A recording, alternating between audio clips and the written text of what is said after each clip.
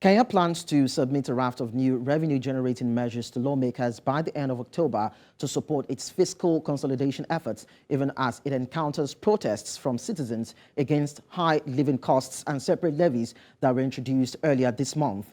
New excise and value-added taxes are among the proposals that will be included in the supplementary budget to be tabled in Parliament for approval, according to a report published on the International Monetary Fund's website following a review of the East African nation's finances. Now, a new motor vehicle circulation tax, a reduction of an interest income tax exemption, and changes to value-added tax exemption rules are also on the cards, and the revenue generated by the new taxes is expected to equate to as much as 0.3% of gross domestic product. Now, the question is, how much of these taxes can the people stomach? This morning, Professor Iraki, economist and lecturer, University of Nairobi, joins me from Kenya, that is Kenyan capital, Nairobi, to talk about this. Thank you so much, Professor, for joining us on the show. Professor, it's afternoon in Kenya. Oh, okay, yeah. Yes, we can hear you now. So in our previous episodes, we have expressed concerns about the heavy taxation of the people, that is the citizens of Kenya, has been promulgated by William Ruto. And I remember asking you that these taxes are becoming too much for the citizens, and if they will be willing to continue to pay these taxes without having to revolt. But now we see what obtains in Kenya with protests being galvanized by the opposition leader Raila Odinga. So tell me, do you think that there's any justification for this plethora of taxes being proposed by William Ruto, being presented to the parliament, and would be ratified even as the days come? Good afternoon again. It is an interesting question because as we talk today, the opposition has declared 3 days of demonstrations on the streets of Nairobi and other cities against the high cost of living, and they are claiming that the high cost of living has gone up because of taxes. But the government has said they are going to institute these taxes for a number of reasons. One of them is some debt that has to be paid. If you remember, one of the big issues in the run-up to the last year's polls was that Kenya has taken up too much debt. So the government has argued that one way to reduce the amount of debt in this country is to take more taxes, so that you fund government projects, government programs with taxes instead of debt. So that is one justification. The other one is that there are projects that are incomplete that need to be completed. There is some salaries and wages that have to be paid by the government. And the government is saying we cannot use debt to pay recurrent expenditure. And the last one is that the government, because of the 2010 constitution, must share some revenues with the regions or the counties. And that money has to be got from taxes. So clearly the government has more need for money, and the money is raising from debt or from other sources. And that's why the taxes are seen to be going up. All right, you've actually explained on the side of the government, but then how will these specifically address the issue of high living costs that has actually sparked protests across the country? That is a big question everybody's asking, because when you raise the taxes or the tax levels, the cost of living goes up. And remember, most of the people in Kenya, about 80%, don't have a regular source of income. They are in the informal sector, they're in a small business. So they feel the pain of any rise in prices. So inevitably, because of these rises, the ordinary people on the streets are feeling the effect. And remember, at the same time, the government removed the subsidies on some products, including petroleum, and that has put further pressure on prices.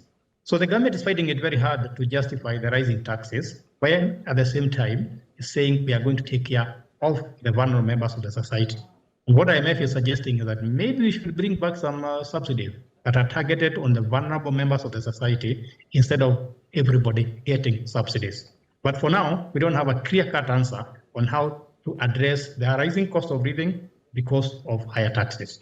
All right. Now, you have said that maybe the government can bring back some sort of subsidies on critical or maybe amenities that the Kenyans enjoy. But then the Kenyan economy is, well, maybe not as strong as one would have expected. But then there are some critical sectors of the economy that I believe have what it takes. And don't you think that these economies or these sectors of the economy can actually help augment or mitigates the effect of cash crunch and the financial squalor that the Kenyan citizens would have to face? Because you would have expected that there would be some sort of help coming by the way of increasing productivity, increasing the GDP value of the country, and seeing how revenue can be plucked from those areas to meet up with debts that are needed to be paid so that taxes can be reduced. So don't you think that there's a possibility for the Kenyan government to think along that line?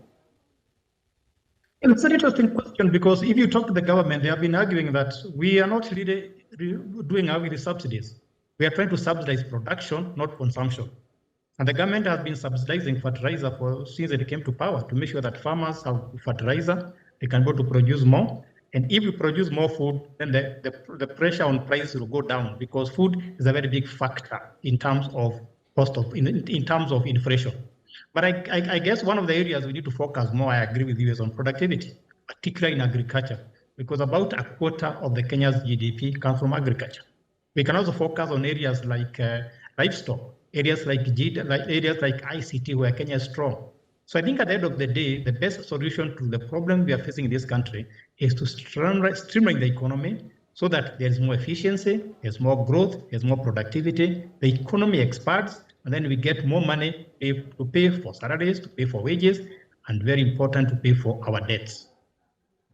All right. Now, according to the report, a new motor vehicle circulation tax, a reduction of an interest income tax exemption, and charges on VAT exemption rules are also on the cards that has been presented by the Ruto administration. Now, looking at all these inclusions and adjustments, are they really necessary? I don't think under the given circumstances they are necessary, because people are already complaining about the high tax rates, the taxes that have been levied on goods and services. So if you bring more taxes, if you bring more levies, then you make the cost of living more. And my biggest fear is that when you raise taxes so high, or when people feel that they are being overtaxed, they are not very productive. And we fear that some of them might end up leaving the country. So I think we need to get the balance between getting more money and having people who can bear these taxes, depending on looking at the current state of the economy. So I think they are necessary from the point of view of the government, but I think for the average consumer, they are not necessary. They need to wait. All right. Now, we also know that unemployment rate in Kenya is quite on a high side and people are underemployed. So what impact do you think this would have on this category of people, even those who are low-income earners and the vulnerable population in Kenya? How do you think they will be able to live through this particular phase of taxation that probably might not even end? So this is the $1 million question, because you tax people if they have money. So if I don't have money, then I can't pay taxes. So the problem is that a lot of people in Kenya are unemployed, as you put it. Maybe the unemployment is quite high. And most of them also work in the informal sector. They don't have a regular salary. So it becomes very hard for you to tax these people and raise money from them.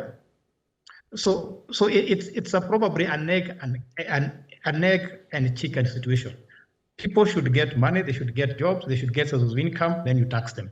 Now they are feeling the effect of being taxed when they have no money to pay for the taxes because they are unemployed or their business have gone down because of, remember, we had drought, we had COVID-19, and we had the rising prices because of war in Ukraine.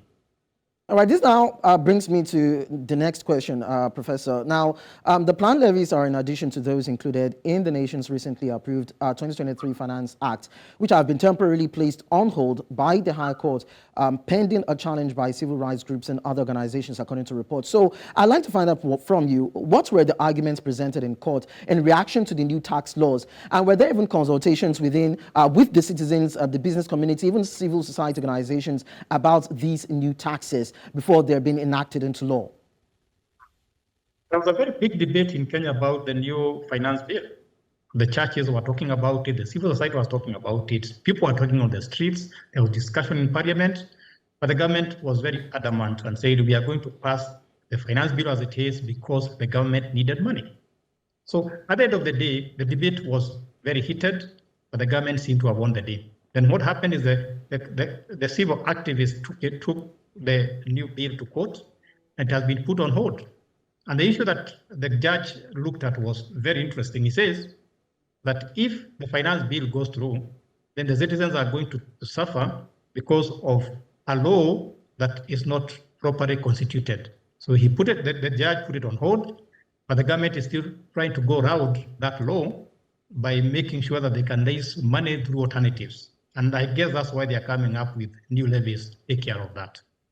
All right, for the ordinary Kenyan citizen, the question that will constantly bog his mind or her mind will be, are there plans to mitigate or rather ease negative effects of these new taxes on me or on them or on the economy, as the case may be? And that is another question that one would need to find answers to, because in as much as the government is coming up with different policies, reforms, coming up with taxes and different agenda, there will also be the need for mitigating effects or ways by which the government can cushion the adverse effects of these somewhat harsh policies that is being brought on board. So do you think the government is also thinking along this line in coming up with ways by which to help the citizens live by these harsh conditions and situations?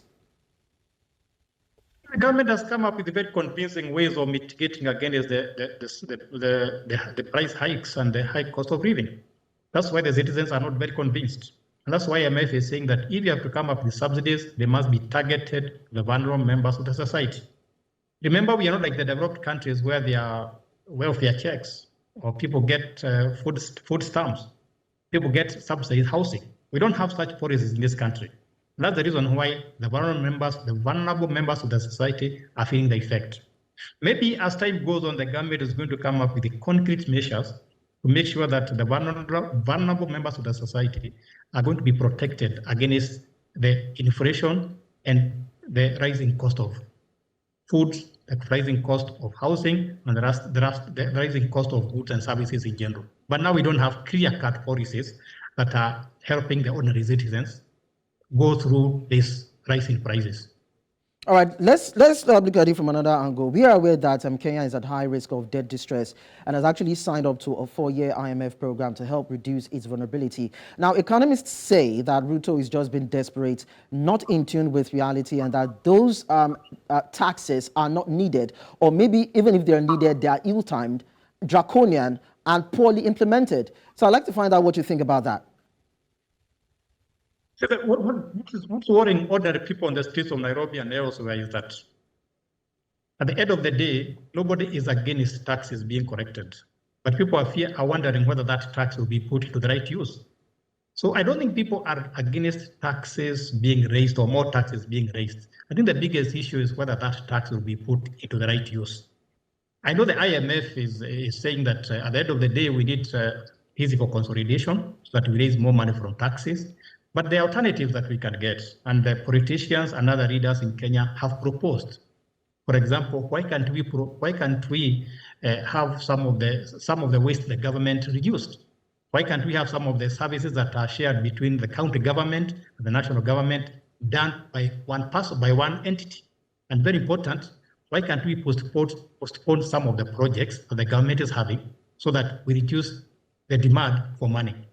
Now, of course, the easiest way for us to reduce the demand for money would be to reduce corruption, because that's a big problem in Kenya and most African countries. So there are alternatives to taxes, but they cannot be implemented as simply and as fast as taxes, which the government needs to take care of its obligations.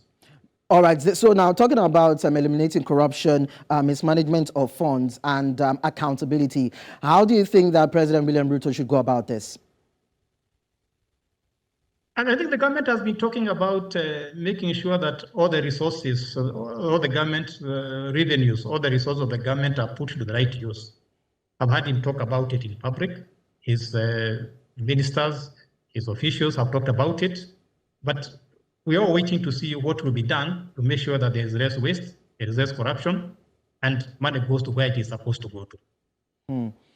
All right, now, President William Ruto's administration has eliminated consumer subsidies on fuel and corn flour. You are aware of that, and has actually vowed to raise more revenue and curb borrowing. Now, are there provisions in place to ensure that the money saved and revenues generated from these measures will be used efficiently and transparently to benefit the public? Because you've also talked about accountability in that line. And of course, when there is a public mistrust, then it will be hard for the government to convince the citizens that it is able to judiciously use the funds that have been saved from different areas based on reforms and policies to plug them in the right areas. So when they talk, are there mechanisms in place to drive this conversation? Good question, because one of the entities that is making the government focus on making sure that tax revenues go to the right place happens to be IMF. So IMF through the reforms so that the government can get the money that it needs to run its programs is saying that there should be less corruption. Money should go where it's supposed to go to. Because although voters vote for the president and vote for other representatives, after that they go to sleep. At the end of the day, the people who can make sure that the money collected by the government, the tax collected by the government, goes to where it's supposed to go, is supposed to be the voters. But the voters are not doing that. So I don't think we have any concrete measures, in my opinion, that are going to make sure that the government money goes to where it's supposed to be. But IMF is there, and we hope that our registrators, our MPs, our other representatives are going to do their oversight work to make sure that that money is put to the right use. All right. So, Professor, now that the government's plans have encountered resistance with the opposition staging nationwide protests and demonstrations and people being agitated, right now, what do you think Ruto can do at this point to probably appease them, in a way, to appeal to them to remain calm, even as we hope, or as this administration hopes that these reforms would bring up some sort of positivity for the country's economy? I think what the president needs to do is to talk to the voters, the Kenyan people, and tell them that it is always dark before the dawn. If he can convince the Kenyan voters that these taxes are painful, but at the end of the day, the economy is going to improve, there will be more jobs, the standards of living will go up. If he can convince Kenyans that is going to happen, I think Kenyans will be pacified, Kenyans will wait. But the problem is that as he sells that story, the opposition is saying the opposite. And it's unfortunate that when we were fighting for the presidency last year, every presidential candidate promised that when they win, the cost of living will go down. Now the cost of living has gone up. So that has made an ordinary Kenyan on the streets very skeptical about the government promises. So maybe one of the things he can do, quick win, would be probably think of targeted subsidies so that certain products, certain commodities, certain services can be affordable to the ordinary Kenyans, and particularly more when it comes to essentials like food. All right, just as you've said, there have been speculations that he should invest in social safety net and, of course, welfare programs. So maybe that can also help stem the tide of civil unrest in the country. Professor Iraki, economist and lecturer at University of Nairobi, thank you so much for joining us on the show. Thank you, and have a good afternoon. All right.